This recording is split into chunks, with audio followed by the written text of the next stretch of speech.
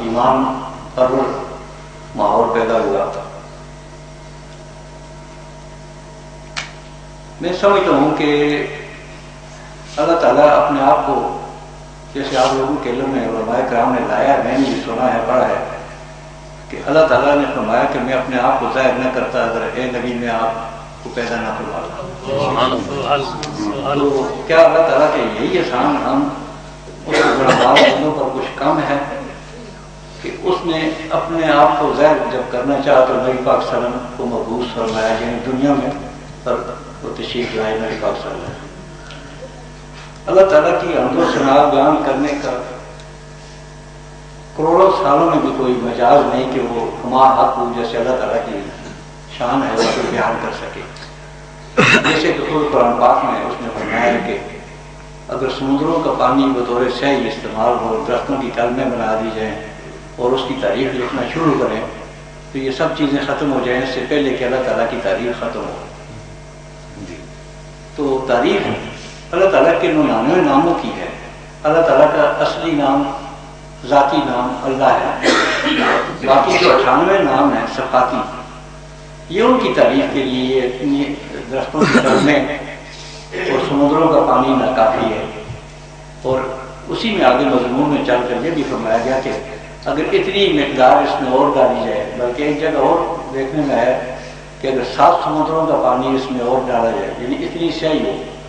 تو کوئی سوچ بھی نہیں سکتا کون لکھنے والا ہے کہ اتنی تعریف اللہ تعالیٰ کی لکھ سکے. اس کی ذات اور اس کی صفات کا احاطہ کرنا انسان کی بس کی بات نہیں. کروڑوں سال بھی اگر کسی کی زندگی ہو، پھر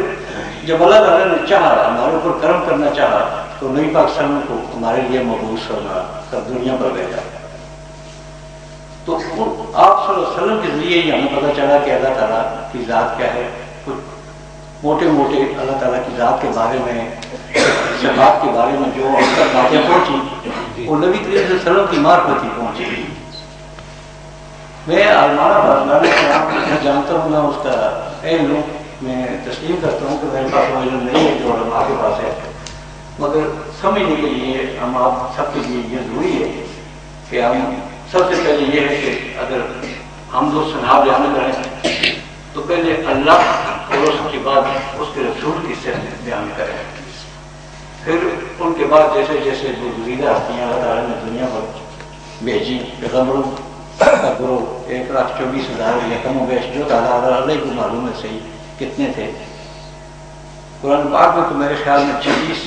یا ایسے کتنے پیغمبروں کا نام آیا، باقیوں کا تو ہمیں پتہ بھی نہیں. تو سب برگزیدہ ہستیاں تھیں. اور سورہ فاتح میں جو آتا ہے کہ صراط الذین انعمت علیہم، یعنی ان لوگوں کا راستہ ہمیں دکھا جو انعام یافتہ ہیں. تو یہ یقیناً 1,24,000 پیغمبر انعام یافتہ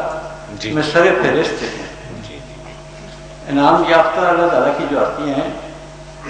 جن کے راستے کے لیے ہم ہر شخص نماز میں یہ پڑھ کر سورہ فاتحہ اور اس کا مقصد اگر سمجھے تو یہی ہے کہ یا اللہ تو ہمیں ان لوگوں کا راستہ دکھا جن پر تو نے اپنا انعام کیا. تو یقیناً یہ 1,24,000 پیغمبروں کا گروہ یہ انعام یافتہ ہستیاں تھیں. پھر اس کے بعد اور دیگر اللہ کو معلوم جو اپنے اپنے وقت میں جتنی کسی نے محنت کی اس طرح سے ہوئے. تو یہ ہم سب کی دعا ہوتی ہے، ہر نماز میں ہوتی ہے، پڑھتے ہیں جب تک زندہ ہیں، جو پڑھنے والے ہیں وہ پڑھتے ہیں. تو حق یہ ہے کہ سب سے پہلے اللہ تعالیٰ کی حمد و ثنا بیان کی جائے جتنا کچھ ٹائم تھوڑا ہو اس کے مطابق. پھر نبی پاک صلی اللہ علیہ وسلم کی شان جن کی شان میں یہ محفل سجائی گئی، میں اس کے منتظمین اور گھر والوں کو بھی خراج عقیدت پیش کرتا ہوں کہ انہوں نے بہت اچھے انداز میں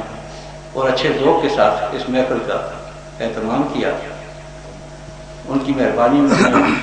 مجھ فقیر کو بھی اس میں دعوت دی اور مجھے بھی شرف بخشا کہ میں نے بھی ایمان افروز باتیں نعت خوان صاحبان اور علماء کرام کی زبان سے سنی. تو جس کو اس بات کا شعور ہو کہ اپنے نفع نقصان کے جس کو اندازہ ہو، چھوٹے بچے جو نہ سمجھیں انہیں جنہیں اس چیز کا شعور نہیں ان پر کوئی گرا نہیں، مگر ہر مرد یا ہر عورت ایک یا دو پریشانیوں کے گروپ ہیں، صرف دو گروپ ہیں. ایک ہے حقیقی پریشانیوں کا گروپ اور دوسرا ہے مالی پریشانیوں کا گروپ، خوشحالی گروپ جس کو کہہ سکتے ہیں.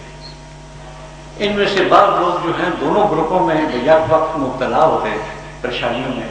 اور بعض خوش قسمت ایک قسم کے گروپ سے فارغ ہوتے ہیں مگر دوسری میں یقیناً ہوتے ہیں. اگر کوئی فارغ ہے تو وہ پاگل ہے، اگر کوئی سمجھتا ہے کہ مجھے کسی قسم کی کوئی پریشانی نہیں تو یقیناً اس کے دماغ کا فطور ہے. نہیں تو ہر شخص مرد ہو یا عورت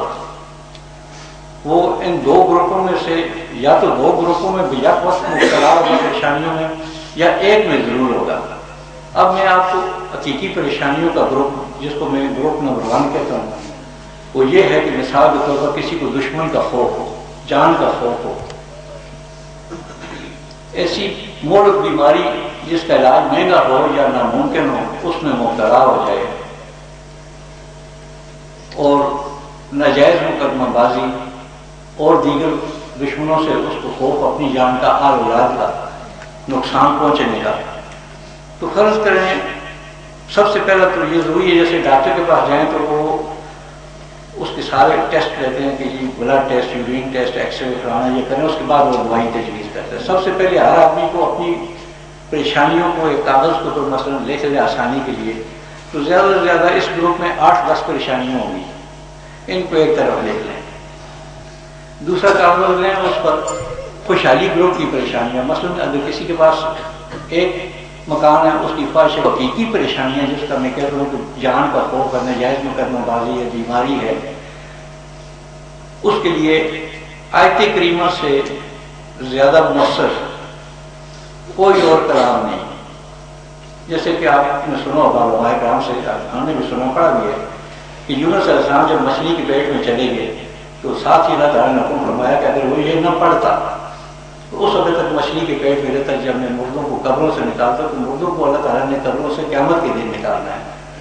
یعنی اللہ کے اتنا برگزیدہ پیغمبر یونس علیہ السلام جن کا وقت نبی پاک صلی اللہ علیہ وسلم سے بھی پہلے کہا ہے کہ معلوم کتنے سو سال یا کتنے ہزار سال پہلے گزرے ہیں، ان سے لے کر نبی پاک صلی اللہ علیہ وسلم تک جتنا عرصہ، نبی پاک صلی اللہ علیہ وسلم سے 1400 سال بعد آج تک 1430 سال، آج تک اللہ ہی کو معلوم ہے آج سے بعد قیامت کتنے ہزار سالوں بعد یا کتنے سو سالوں بعد آئے گی. اگر ان 3 پیریڈوں کو جمع کریں تو ہزاروں سال اللہ کا برگزیدہ پیغمبر یونس علیہ السلام مچھلی کے پیٹ میں قید ہو گئے تھے. اور 40 دن انہوں نے جب یہ پڑھی اس کلام کی برکت سے مچھلی کو حکم ہوا اور کنارے پر مچھلی نے آپ کو بول دیا.